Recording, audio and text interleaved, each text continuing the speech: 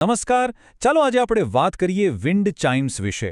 શું ક્યારેય વિચાર્યું છે કે આ જે સાધારણ દેખાતી વસ્તુ છે એ ફેંગ શુઇ પ્રમાણે આપણા ઘરમાં કેટલી બધી શાંતિ, સુખ અને પોઝિટિવ એનર્જી લાવી શકે છે? જરા વિચારો, પવનની એક હળવી લહેરખી આવે અને વિન્ડ ચાઇમનો મધુર રણકાર સંભળાય. આહા, મનને કેવી શાંતિ મળે, ખરું ને? પણ આ માત્ર એક સુંદર અવાજ નથી, એની પાછળ એક આખું વિજ્ઞાન છુપાયેલું છે. ચાલો જાણીએ. તો ચાલો આ સફર શરૂ કરીએ.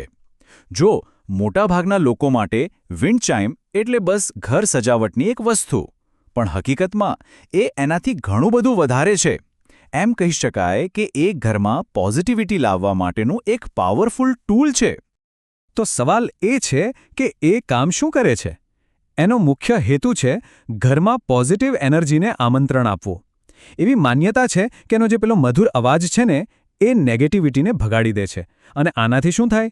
પરિવારના લોકો માટે સુખ, સંપત્તિ અને સમૃદ્ધિના દરવાજા ખુલી જાય છે. પણ સવાલ એ છે કે આ બધું થાય છે કઈ રીતે? આની પાછળનું લોજિક શું છે? વેલ, એ સમજવા માટે આપણે ફેંગ શુઇને સમજવું પડશે. ફેંગ શુઇ એટલે શું? એ ઊર્જા એટલે કે એનર્જીના ફ્લોને બેલેન્સ કરવાનું એક પ્રાચીન વિજ્ઞાન છે. તો એકદમ સિમ્પલ ભાષામાં કહીએ તો ફેંગ શુઇનો ગોલ એક જ છે: કોઈપણ જગ્યામાંથી ખરાબ એટલે કે નેગેટિવ એનર્જીને બહાર કાઢવી અને સારી, પોઝિટિવ એનર્જીને વધારવી. આનાથી લાઈફમાં એક હાર્મની અને બેલેન્સ આવે છે. જુઓ, એનર્જીના બે પ્રકાર છે. એક છે પોઝિટિવ એનર્જી, જે આપણા ઘરમાં હોય એવું આપણે બધા ઈચ્છીએ, અને બીજી છે નેગેટિવ એનર્જી, જેને આપણે ઘરમાંથી દૂર કરવા માંગીએ છીએ. તો હવે વિન્ડ ચાઇમનું કામ શું? બસ આ બેલેન્સને પોઝિટિવિટી તરફ લઈ જવાનું. ઓકે, તો થિયરી તો સમજી લીધી. હવે આવીએ પ્રેક્ટિકલ વાત પર. વિન્ડ ચાઇમની અસર થાય એ માટે સૌથી અગત્યની વસ્તુ છે એને સાચી દિશામાં લગાવવી. હા, દરેક દિશાનો પોતાનો એક અલગ નિયમ અને મહત્વ છે. તો સૌથી પહેલાં વાત કરીએ પશ્ચિમ દિશાની. ફેંગ શુઇ પ્રમાણે ઘરની પશ્ચિમ દિશાનું એક ખાસ મહત્વ હોય છે. જો ઘરની પશ્ચિમ દિશામાં વિન્ડ ચાઇમ લગાવવી હોય તો ધ્યાન રાખજો, એ મેટલની એટલે કે ધાતુની હોવી જોઈએ. એમાં 5 સળિયા હોવા જોઈએ અને એનો રંગ સિલ્વર એટલે કે ચાંદી જેવો હોવો જોઈએ. કહેવાય છે કે આનાથી માનસિક શાંતિ વધે છે અને ઘરમાં સુખ સમૃદ્ધિ આવે છે.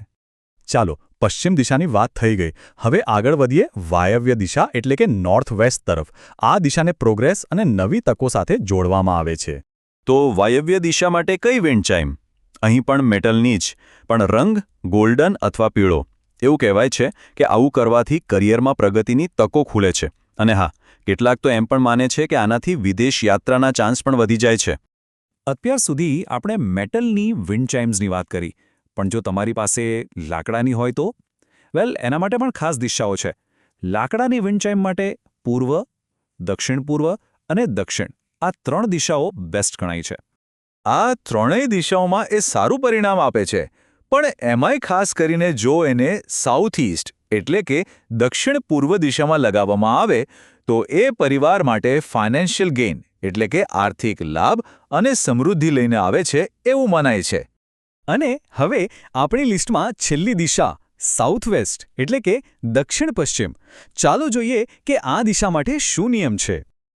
ફેંગ શુઇ પ્રમાણે ઘરની સાઉથવેસ્ટ દિશામાં સિરેમિક એટલે કે માટીની બનેલી વિન્ડ ચાઇમ લગાવવી ખૂબ જ શુભ માનવામાં આવે છે. બસ આટલું જ, એને અત્યંત શુભ ગણવામાં આવે છે. ઓકે, તો ઘણી બધી માહિતી થઈ ગઈ, ખરું ને? ચાલો એક ક્વિક રીકેપ કરી લઈએ. પશ્ચિમ દિશા માટે 5 સળિયાવાળી સિલ્વર મેટલ ચાઇમ જે માનસિક શાંતિ આપે. વાયવ્ય માટે ગોલ્ડન કે પીળા રંગની મેટલ ચાઇમ જે પ્રગતિ લાવે. દક્ષિણ પૂર્વ માટે લાકડાની ચાઇમ જેનાથી આર્થિક લાભ થાય. અને દક્ષિણ પશ્ચિમ માટે સિરામિકની ચાઇમ જે ખૂબ જ શુભ છે. એકદમ સિમ્પલ. ઠીક છે, તો કઈ દિશામાં કઈ ચાઇમ લગાવવી એ તો હવે આપણને ખબર છે, પણ ઘરમાં એક્ઝેક્ટલી કઈ જગ્યાએ એને લટકાવી જેથી એની અસર સૌથી વધારે થાય? ચાલો એ પણ જાણી લઈએ. આ એકદમ સિમ્પલ છે. વિન્ડ ચાઇમને હંમેશા એવી જગ્યાએ લગાવો જ્યાંથી પવન આવતો જતો હોય, મતલબ કે દરવાજા કે બારી પાસે. કેમ?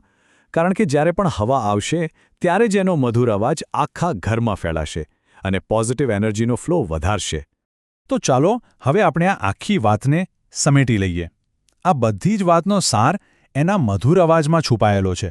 એ અવાજ જે ખરેખર પોઝિટિવ એનર્જીનું સંગીત છે. એટલે કે વિન્ડ ચાઇમનો જે રણકાર છે એ માત્ર કાનને સારો નથી લાગતો, એનાથી ઘણું બધું થાય છે. એ એકદમ શાંત અને પોઝિટિવ માહોલ બનાવે છે. એ પોઝિટિવ એનર્જીને આખા ઘરમાં ફેલાવે છે, સ્ટ્રેસ અને નેગેટિવિટીને ઓછી કરે છે અને છેલ્લે ઘરમાં સુખ અને સમૃદ્ધિને આમંત્રણ આપે છે.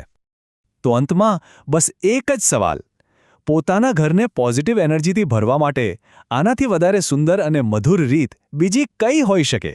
આ સવાલ પર વિચાર કરતા રહેજો.